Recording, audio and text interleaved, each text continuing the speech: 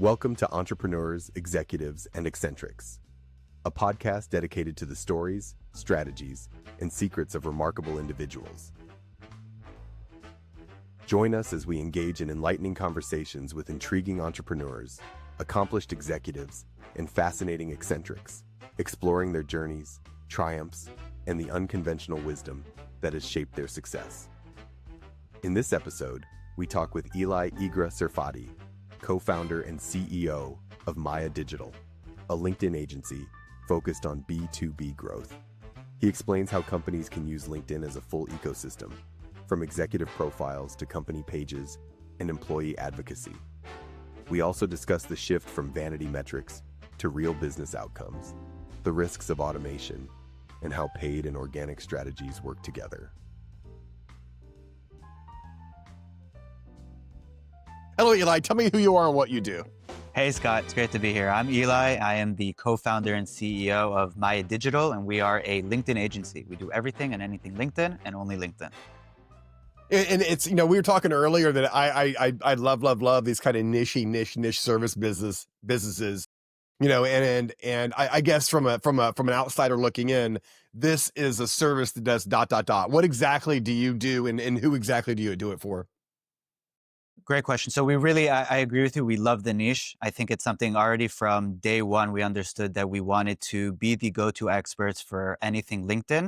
Even before we started hiring a team, which today we're a team of 10, I understood that I want to be able to zone in on one platform, best serve our clients. And when I have employees, which thank God we do have today, any challenge that they need comes up from that platform. I don't need to be across all the different algorithms and the different trends. We're just on LinkedIn. So essentially what we do, we're primarily B2B focused. So we work with B2B organizations and their executives and their leaders on their presence on LinkedIn. We focus on three main pillars. The first pillar is company page management. So this is not just the strategy, it's also the execution. We do the content creation, the graphic design, the engagement. We manage that asset for startups all the way up to large corporate clients. We do this organically and LinkedIn paid. So that's one pillar. The second pillar is a lot of work with individuals and primarily executives, C-levels, CEOs, CMOs, business owners on their personal profile and the optimization. That's like the storefront, even before you start having a presence, which we're going to dive in. I'm sure we'll talk a lot about what you should be doing on LinkedIn. It's how do you look on LinkedIn? Someone comes to your profile, Scott, they need to understand quickly who you are, who you serve, and how you do it. And then we can go into a retainer model in managing the presence. I'm sure you've heard thought leadership or ghostwriting. So really doing that for the executives themselves. And the third and final pillar is working with the employees and training the organizations, a big emphasis on employer branding and how getting them to be activated, build their brands, build the company brand. Essentially, we have all three of these creating a centralized growth engine: the company page, the executives, the employees, all coming together to influence HR, sales, marketing, fundraising, really across the organization, what they need. Yeah, it's this virtuous cycle, right? It's one supports the other, but they're all supporting the brand, right? They're all supporting, the same colors and branding kind of. So there's this brain heuristic, right? Brain heuristic is a fancy way of saying brain shortcut. So instead of like opening an apple up and like making sure it's not rotten, you can just look at the redness and see that it's actually not rotten and take a bite, right? You've made a shortcut. I believe that branding is a brain heuristic. It's a shortcut of quality. It's a measurement of quality, right? And when the entire company is singing the same praises on itself, or it's really singing the same messaging, you're able to make that brain heuristic, the jump of quality, right? It's like a whatever, right? And it feels like, you're right with Google, right? You do all this work and then just go boom, gone. Right? How that work is gone. We've decided that's null and void. We're doing things differently. Twitter, same thing. Facebook, same thing. LinkedIn's fairly static, right? Either people follow you or they don't. The content's either good or it isn't. The kind of branding is the same or it's not. There's less levers or less to change, I should say. So I think really one of the main differences that LinkedIn has across the other platforms that you mentioned is really its holistic ability to take everyone and have them into this ecosystem, right? If we talk about Facebook or Instagram, that's also typically for B2C. When we're talking about B2B or SaaS companies, right? For the most part, there isn't a lot or need for them to be on those platforms. Twitter, I usually have an interesting conversation, especially with SaaS founders, or venture capitalists of around being on Twitter as well. I find the conversations are kind of cutthroat. It's a very wild west world to be out there. And it's also primarily only for the founders. You can't be there on really a holistic with the Hmm, employees and the that's company as interesting. well. So it's like, great. If you're an early stage startup and you need to pick one platform, maybe an SMB, and you need to pick one platform to be on, and you're in B2B, and you rely a lot on trust, credibility, authority, and staying top of mind, start out on LinkedIn, and then you can venture out onto other platforms. I'm not saying that other platforms or other channels aren't important. It's just usually also prioritization, time, resources, investment that you're able to pick one. And if it's a larger company, maybe you're scaling back or you have to also choose where to remain, it always comes back to LinkedIn. I don't see other companies deciding to cut out LinkedIn and be out in other places. So it's really been an interesting evolution to see over the last few years. And I'm not sure. I have a pop quiz for you, Scott. When do you think LinkedIn came out? Let's see here. I think it started mattering, call it 12 years ago. 12 years, so more. I think this is where a lot of people tend to forget. It came out before Facebook, Instagram, Twitter, Snapchat, TikTok. Came out in 2002. It's a Oh my really long God. time ago. But back in 2002, when it started, it was a job seeking platform. It was for hiring managers. It was the classic CV. In 2016, Microsoft acquired them for $26 billion. That was the largest acquisition up until Elon Musk acquiring Twitter, especially for a social media platform.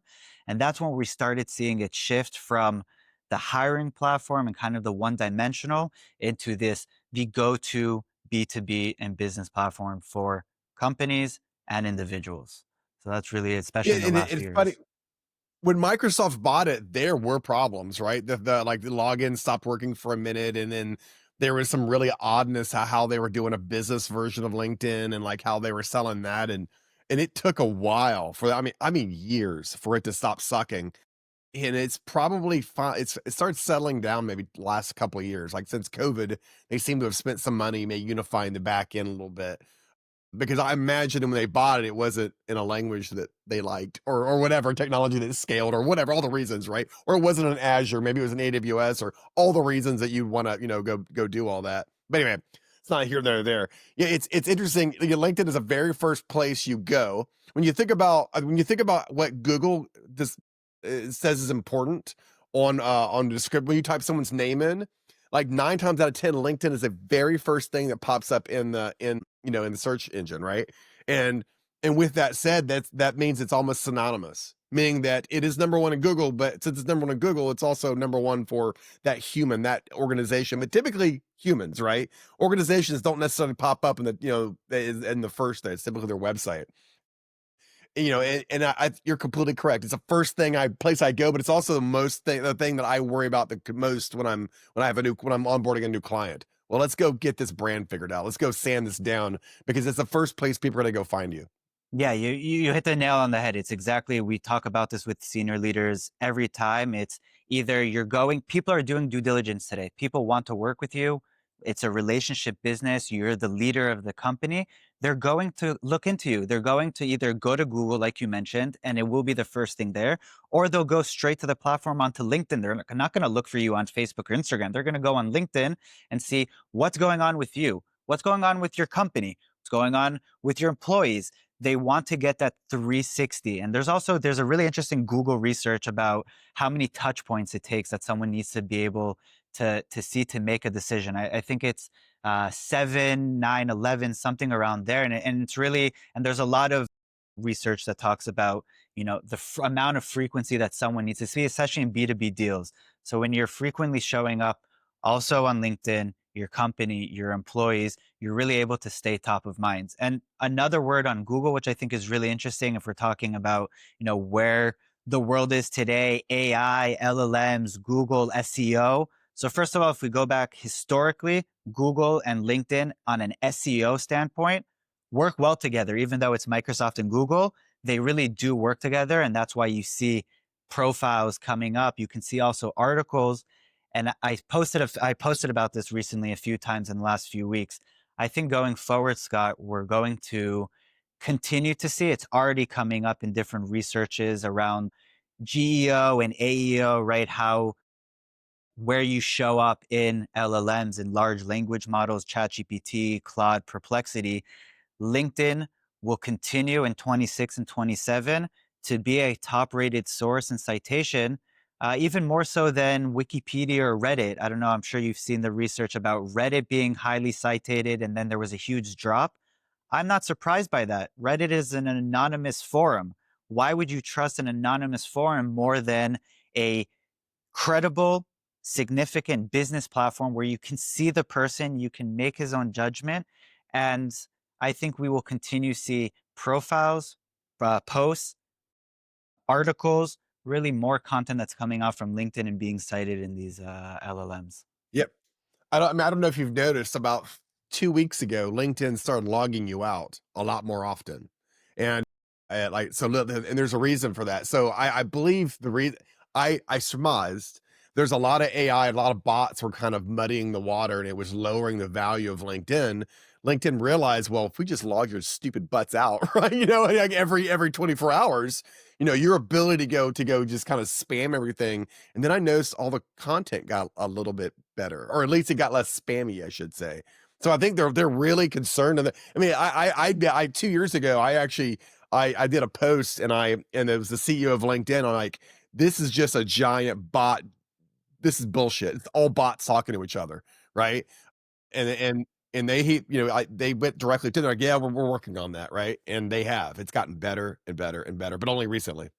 So they are working on it, and they actually have, in the recent months, have publicly voiced. This is actually the first time that they publicly voiced, from the VP product management all the way up to the editor in chief at LinkedIn, Daniel Roth, that they are aware of engagement pods, which is the manipulation and use of third-party tools to boost and get artificial engagement, likes and comments, which is against the terms and services of LinkedIn. Not only is it not ethical and will hurt and your personal brand, because like you mentioned, you can clearly see when it's inflated and when they're AI comments. So people reading it, it will hurt you. And now LinkedIn is finally stepping up and saying, we are aware of this problem and we are doing the best that we can to mitigate it. It's a start. There is a lot more to go. It's always, when I speak to other colleagues who deal with LinkedIn as well, we don't understand, why don't they just go to the source and stop the tools themselves as opposed to punishing the users? But it is something that we hope that going forward they will stop, because again, automating DMs and automating comments and all of that, it's a big no-no. Unfortunately, too many people don't understand that it can get your profile shut down. So hopefully, if any of our listeners are using or considering using it, do not. It is not worth it. I've tried to help too many people get their accounts back. LinkedIn is the number one platform that is on top of bots, right? If we look at Twitter or other platforms, they're rampant over there. LinkedIn is really on top of the fake profiles, closing them down. And it's really, it's an issue that they're dealing with more than I see on other platforms. Yeah, I mean, the thing is, because of Microsoft ownership, they're uniquely suited to do the analysis, right? They've got, using their Azure's OpenAI, whatever, ChatGPT, the analysis on, like, I this kind of I do a histogram, right? Word frequency. You could see it a mile away when things are or horse crap, right? In terms of not real or automatically posted. I mean, if you look at my history, you'll see it's just me calling out people like, oh, sweet, 90% of your comments are AI. Cool. Well, great engagement, right? I mean, I guess I'm also guilty sometimes. I'm like, God, how am I going to respond to this? Pull it to ChatGPT, but like literally just kind of work with it to sand it down. So I'm also a little guilty in terms of the laziness of because it takes, in order to make really good replies, it takes a while, So it's a really interesting point, and I want to talk about this for a few minutes. There's a difference, Scott, in my opinion, between being AI assisted, maybe for time efficiency, maybe to not start from a blank page. There's a difference between assisted to outsourcing and automation.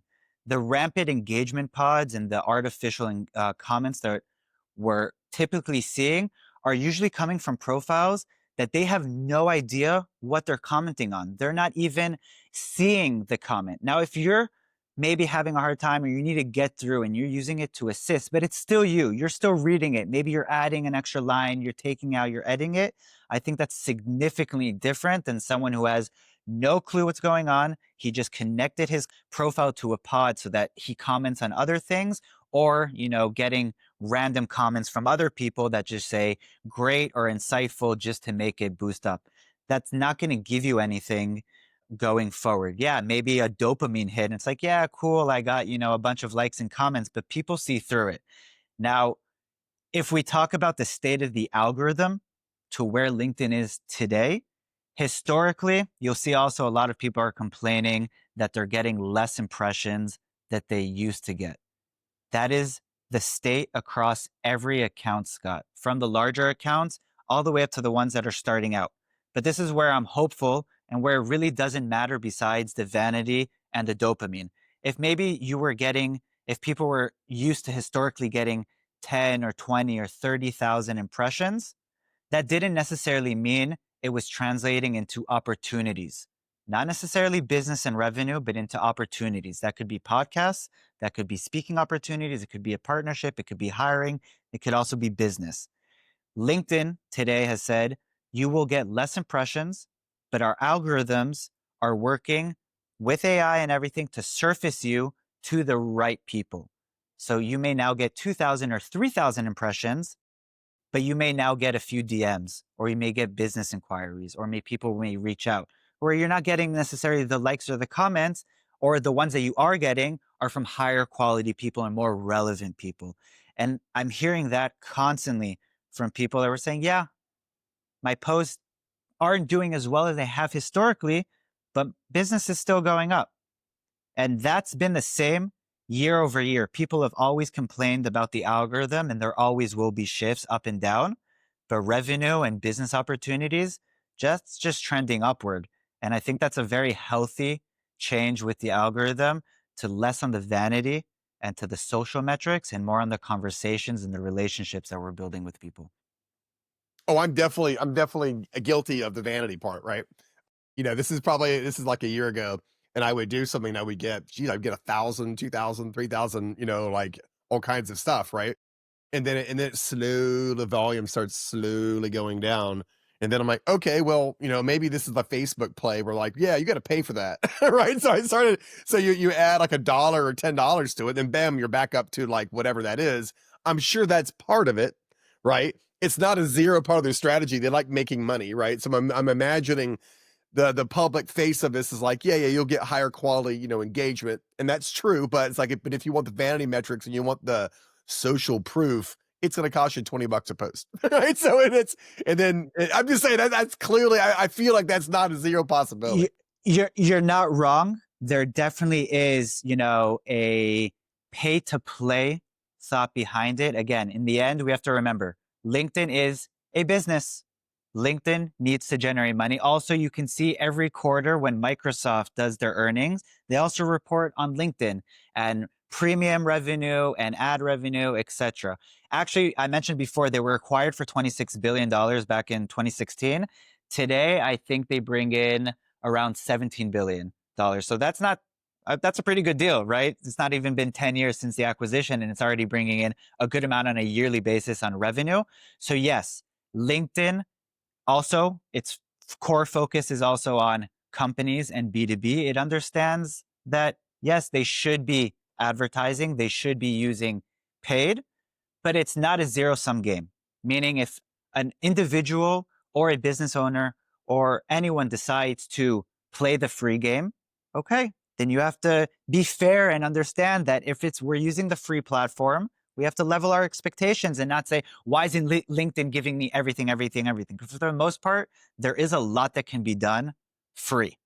But if you want to maybe accelerate or amplify your results or get in front of a very targeted audience, then you should use the incredible tool that is called LinkedIn Ads. And we do this with our clients, Scott. We call it always on, not lead generation. Put that aside. I think typically when people think LinkedIn ads or LinkedIn paid, that is just lead generation and that it's very, very expensive.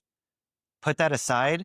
LinkedIn, the first and foremost strategy that we recommend every business to consider is something called, that we call it always on. You should consistently be posting content organically before paid. You should have a good presence on your company page and on your personal profile as Scott. You should be building both of your presence on those assets. And then you should also amplify them with LinkedIn ads for not a crazy budget. You know, again, this is just kind of like Yeah. a little bit, let's say on a monthly basis, $500 to $1,000, to where you're Well, I'm taking saying your $10 per post, 20 bucks per Exactly. post, right? Just kind of sprinkling in.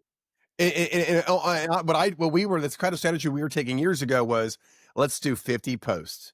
Anything that has any pull, right, of the 50, call it 7, let's go drop 20, 30 bucks on, and then start going down that rabbit hole in terms of what works, right?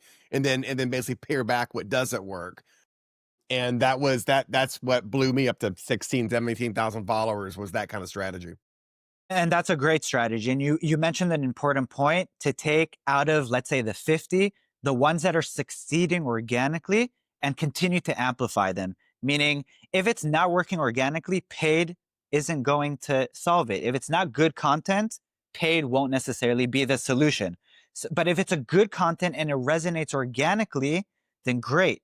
Put money behind that and make sure that you're getting in front. LinkedIn's ads are surgical in its capabilities, more than Facebook, Instagram, and other ad platforms. You can get in front of the companies, the decision makers, the titles, the amount of revenue, the amount of employees. It's really, really sophisticated in its capabilities.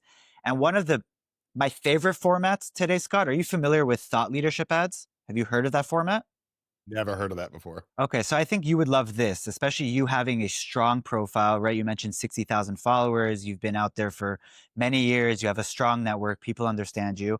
Thought leadership ads are the ability for an organization to come, instead of traditionally promoting a company page post, right? So, for example, your company BrightRay, instead of just promoting BrightRay content that comes out, you can come as the organization, as BrightRay, and now promote posts that will come from a personal profile. Meaning, you, Scott, when you put out a podcast, when you put out a client testimonial, when you put out any content that you want to surface in front of a specific audience, instead of allowing the algorithm to only choose, you can come as your company, put an ad budget behind it. This is different from the boosting option that LinkedIn offers you per post. This is coming from a company standpoint, from the LinkedIn campaign manager, and now boosting a personal profile post. It'll look the same to all of us.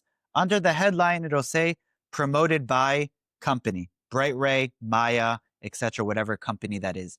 That's one of the stronger formats that came out in the last year and a half, and which is incredible. It's the thesis behind it is people, want to see people and not just logos. And it's really, really, really powerful. And we're seeing a lot of success using that format, especially having it mixed in. And what I also love about it, and I didn't mention, it can also be used externally. What does that mean? You did a book with one of your clients. He's now talking about his book and about his experience working with you. You can I now can boost boost their post. externally a partner, a client testimonial, anyone outside. And now you can choose the audience that you want them to see, someone external. It's like, oh, it's not just Scott talking about promoting himself. I see someone external, and you're putting the budget. So there's really a lot to use. And that's why we go back to the beginning of, why do we go all in on LinkedIn? It's because there's so much to do inside of it. There's so much from the personal profiles, from the company page, from the paid, from the employees. That really, it's a lot of fun, and we see the advantages. And it's almost 100% coverage, meaning that when's the last time you didn't find someone, right? When's the last time you went to look someone up and couldn't find them? And then when you don't, you're like, that's suspicious, right? I'm immediately suspicious when I can't find the 1 out of 1,000 times I look for someone, on LinkedIn. It's 100% coverage. I'll tell you what happens to me more. So you're right. It's 100% coverage. I'm usually always finding who I'm looking for, because otherwise it would be very weird. But here's where the drop off happens.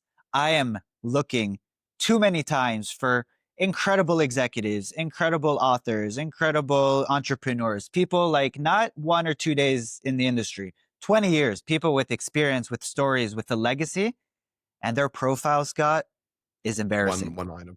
It's It is terrible. Yeah. embarrassing. Yeah. I'm going to be honest. It's Yeah. embarrassing.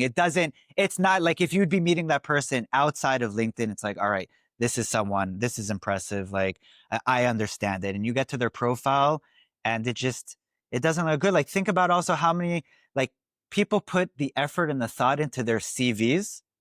And that's where the world also like on a hiring standpoint, I think next generation will not know what CVs will. They'll think about the CVs as, we hear from the previous generation that they used to go door to door, maybe mail it in, right? They'll know that it used to be a piece of paper or some digital document that you would send over. Going forward, LinkedIn, I think there's no reason to look. There. Yeah, we're already there. Like hiring managers, when I'm speaking to the companies, they say, before I go into the CV, I'm taking your name and I'm going on LinkedIn and I understand that I'm going to see everything that I should be seeing on the CV and more. Because all of a sudden you can see how the person thinks, how the person talks, how the person interacts, right? If he's commenting, you can see that all through the activity. And I think really there's any, someone in our audience is thinking about maybe a career shift, people do look at LinkedIn's. It really can make a big difference, especially from the hiring standpoint. So again, whether it's a prospect on a business standpoint, a partnership, or even a hire, it all comes back to LinkedIn. Yeah, when I was really hot and heavy on my software company, we were doing kind of services, right? We were building software for people. One of the things I would do is I would kind of break the blood-brain barrier between like reality and like digital by sending them mail, right? And the mail would actually just be a QR code to the LinkedIn profile, right? You would just be like, that. It wouldn't say anything. It would just be a QR code. They'd get something in the mail because of the 3 pieces that month they got, right? They actually get something, whatever. They scan it, and I'd watch the whoop, right, of the visitors, on whatever LinkedIn side that I wanted them to go. But okay, so let's just we have about 5 minutes left. So where was your first dollar made? I typically these businesses, it's someone was willing to pay for your services. You're like, oh yeah, I guess I could do that for you. Like, who was that, and how'd that happen? Wow. It's fun going back and nostalgically thinking about this. So this was before we had my agency. I was working in venture capital. So I wasn't in marketing, wasn't in LinkedIn, wasn't in social media. I was on the investment team there, investing in pre-seed to A all the way up to IPOs. And that was essentially where we understood, okay, there is a gap here. We need to be working with individuals. I, at first, started working on, before we went to the companies, on the individuals. So I had, of course, there were the friends and families and colleagues and the executives from there. Then it very quickly spread from word of mouth and referrals and other people that I should be consulting and helping them build their executive presence. My co-founder was actually working many years in social media management, and he was like, all right, let's do the company pages as well. And then from there, we got our first client. I think we very quickly ended up working with Microsoft, which was very not taken for granted. We were working with one of their senior executives on his personal profile, and then we ended up doing it with a few other executives. So that was like, all right, great. Our flag is here. We've made it into Microsoft. And then from there, we've continued on to early stage and venture-backed startups. And we've continued to AstraZeneca and Johnson & Johnson, and really across the board in corporates and enterprises and businesses who really do need to be on LinkedIn locally and globally. Now, we mentioned this. Well, we talked about it offline earlier. There was a point where, so when I first started my company, my the publishing company, all I was doing was spending a month chasing invoices, right? And then I realized that if I just converted that, I read a book called The Servitization of whatever business, and what I did was I turned that into like a subscription. So now I'm not having to chase the invoices; it's prepay. You're basically going to prepay 30 days of my time or our time or my company's time. And then now the money just falls in, right, every month. And it just changed everything. Can you kind of talk about that? Yeah. So I definitely know the feeling of chasing after invoices, and it's not fun. Definitely for business owners, definitely when you have way more important things to be dealing with. So I Like think payroll. very early on, yeah, Right? like payroll. I think very early on, because we knew we wanted to grow, we wanted to have payroll, we wanted to grow the business. We can't be dealing with invoice to invoice and deal to deal. So, and also, I think we also quickly understood LinkedIn isn't a short term play. When we start an engagement with a company or with an individual, first of all, we have a minimum 4 month engagement. I cannot get you to 0 to 1 in a month. You should not be expecting and looking at it on that time frame. So it's like a minimum 4 months. We're very, proud and happy to say that today people have continued with us for 2, 3 years. I think minimum 15 months. So we said early on, we're not just a freelancer or another service provider, or just like projects and things like that. We're really these companies and executives partner in growth. We are going to do a retainer model. We are going to have several months, and we're going to build out this asset throughout our engagement throughout the year. And really looking back and now talking about it with you, Scott, I think that's been probably one of the significant drivers in our ability to scale, to succeed, and exactly, and have that sleep at night, really just knowing that I have what's coming in, I have, what I need for the team to continue to serve. And then there are other challenges. We are bootstrapped. We're not, venture backed. There are other things that we need to play, but it definitely gives me a starting point and some predictability behind it. Of course, we also have the one time in the projects that we do, but having that core service, I think as a business owner, if there are other people, thinking about their models, do I do one time? Do I do hourly? Do I do retainer? 100% time after time, make a retainer model part of your business, the core part. And I think it'll save us a lot of hair, even though I'm losing my hair as well. Oh Right. yeah. Oh yeah. The only hair I have is on my legs at this point. It's so stressful at the very beginning. And that's that retainer model. I think retainer equals subscription. Whether you know it or not, it's basically a subscription model where they're kind of paying on a monthly basis. It's predictable. The second, the fifth, the eighth, the 12th, the 26th, that money's coming in hell or high water. Because now, are you using Stripe to do that? No, unfortunately, Stripe doesn't work here locally. So we still have, the automated invoices going out through another software.